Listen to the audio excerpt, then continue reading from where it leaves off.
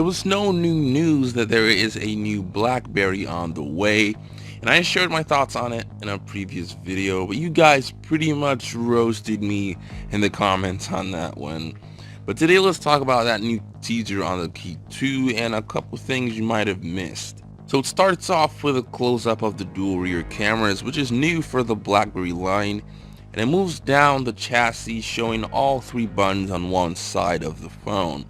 That is new, and it's easy to miss that because it moved like really fast, but all three buttons are now on the right side of this phone, which is different from before. But that's not nearly as interesting as what comes next. The teaser goes on to show us a new illuminated Blackberry button, if I can call it that. Now it focuses on that for a while, and then the video blacks out, which gives us a hint that Blackberry has a lot in mind for that button.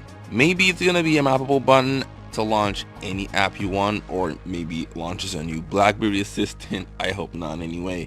But anyway, it's gonna be a big feature on this phone, obviously, and we're gonna have to wait until the 7th of June to find out more.